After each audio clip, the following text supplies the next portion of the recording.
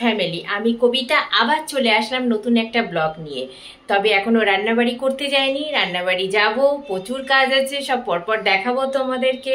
তাই সকাল সকাল একটু গুড মর্নিংটা করে নিলাম। চলো এবার রান্নাঘরে যাই, কাজকর্ম করতে থাকি। টিফিন আছে, খাবার আছে, সব কিছু আছে, পরপর সব করতে থাকি আর তোমাদেরকে দেখাবো তো বটেই। চলো এখন রান্নাঘরে যাই, রান্নাবাড়িটা শুরু করে দিই। রান্নাঘরে চলে এসেছি, রান্নাবাড়ি শুরু করে দিয়েছি। মাছ ভাজতে দিয়ে দিয়েছি, এদিকে ভাতের জলও রেডি করে রেখে দিয়েছি। ভাতটা পরে বসাবো, আজকে মাছের ঝোলটা করব আর উচ্ছে বটি করবো। দেখো রেডি আমার ভোলা মাছের ঝাল। মাছের ঝোল কমপ্লিট হয়ে গেছে, এখন চলে এসেছি উচ্ছে বটি রান্না করতে। যদিও এইটা খুবই তেতো, কিন্তু অনেকেই হয়তো ভালোবাসে না খেতে, কিন্তু একবার বলছি তোমরা এভাবে করে দেখবে, দুর্দান্ত লাগে খেতে। প্রথমে উচ্ছেটাকে এই দেখো সেদ্ধ করে নিয়েছি, ভালো করে একটু নরম করে সেদ্ধ করে একটু চটকে নেবে। তেল দিয়ে অল্প করে তেল দেবে, উচ্ছেতে বেশি তেল লাগে না। কড়াইতে তেল দেবে, তার সাথে কালো জিরে ফোড়ন দেবে।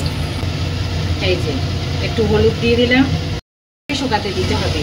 জলটা ফেলিনি, কারণ উচ্ছে তেতো জলটা আছে, ভালোই হবে, এখানে ফেললে গুণটা চলে যাবে, সেই জন্য থাক, একটু বড় গ্যাসে দিয়ে দেবো, জলটা শুকিয়ে যাবে, ব্যাস তাহলে ভাজা ভাজা করলেই মোটামুটি হয়ে যাবে। চলো আস্তে আস্তে করতে থাকি, আর নেক্সট স্টেপটা তোমাদের পরে দেখাচ্ছি। জলটা অনেকটাই শুকিয়ে গেছে, এবার এই আদাটা কেটে রেখে দিয়েছি, এই আদাটা এর মধ্যে দিয়ে দিলাম, আর কিচ্ছু লাগবে না। আর একটা লঙ্কা দিচ্ছি, যদিও তেতোতে লঙ্কা লাগে না, আমরা একটু ঝাল ঝাল খেতে ভালোবাসি বলে এই লঙ্কাটা দিয়ে দেবো এর মধ্যে। দাঁড়া একটু ধুয়ে নিই, এই যে এই লঙ্কাটা দিয়ে দেবো, আর লাস্টে নামানোর সময় লবণ। ব্যাস একবার খেয়ে দেখো, তারপরে আমাকে জানাবে কেমন হয়েছে এই তেঁতুর তরকারিটা। গুড আফটারনুন ফ্রেন্ড, একেবারে রেডি হয়ে আবার তোমাদের সামনে চলে আসলাম, একদম সেজে গুজে শাড়ি পরে একদম রেডি শেডি হয়ে চলে আসলাম। আজও বেরিয়ে পড়লাম, তবে আজকে যাচ্ছি নৈহাটিতে। নৈহাটিতে যাচ্ছি, পুজোর কিছু কেনাকাটি আছে, সেগুলো দেব।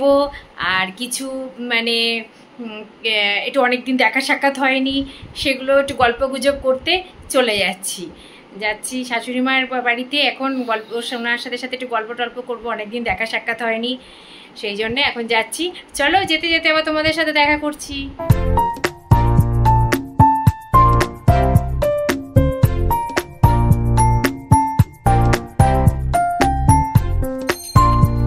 এসে পৌঁছালাম। এই রাস্তাটা মোটামুটি তোমরা অনেকেই চিনে গেছো, বারবার যখন এই রাস্তা দিয়ে যাই তখন তোমাদেরকে একবার দেখাই, তাই এখন যাচ্ছি। তাই সামনে চলে এসেছে, তাই ক্যামেরাটা হাতে ধরলাম তোমাদের সাথে কিছুক্ষণ গল্প করার জন্য। তাই চলো আবার বাড়িতে গিয়ে তোমাদেরকে দেখাবো। এই যে পেছনে স্যার আসছে, এসে গেছে, অনেকটা দূরেই ছিল, দেখতে দেখতে বাবা দৌড়ে দৌড়ে হেঁটে আসলে নাকি। স্যার চলে এসেছে, চলো এতে এবার ঢুকবো বাড়িতে। দেখি শাশুড়ি মা কিরম সারপ্রাইজ হয়ে যাবে গেলে, বলিনি কিন্তু যাচ্ছি, হঠাৎ করে চলে যাচ্ছি সারপ্রাইজ দেব বলে।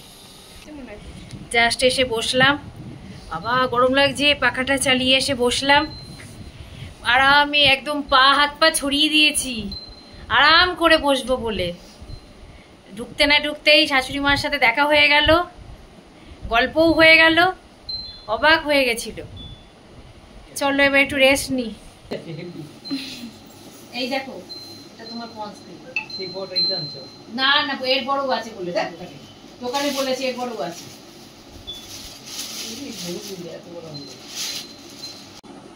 এটা খুলে দেখবি কি আছে, হ্যাঁ খুলে দেখো কি আছে।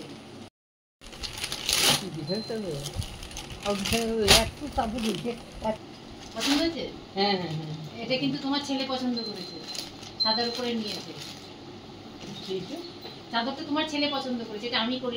এইটা দিয়ে হ্যাঁ, আমার গোপালের কাপড় জামা। ওটা রেখে আসো, ওটা রেখে আসো, গোপালের কাপড়টা রেখে আসো। এই যে দুটো ব্লাউজ, শাড়ির ব্লাউজ দুটো, ধরো।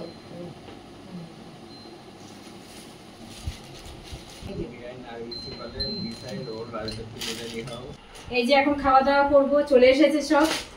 পার্সেল চলে এসেছে। আজ বাড়ির কোনো খাবার নেই, সব পার্সেল চলে এসেছে। গরম গরম খাবার এখানে এসে গেছে। কি অর্ডার দিলে গো? এটা রয়েছে, এটা রয়েছে, সব বের করছি এক এক করে।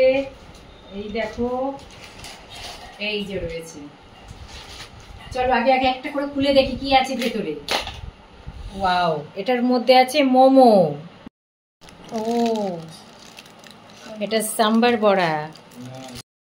আর এটাতে রয়েছে ইডলি। মোমো, এটা কি ইডলি, আর এটা সাম্বার বড়া আছে, এখনো ঢালিনি। চলো এবার খাওয়া দাওয়াটা করে নিই।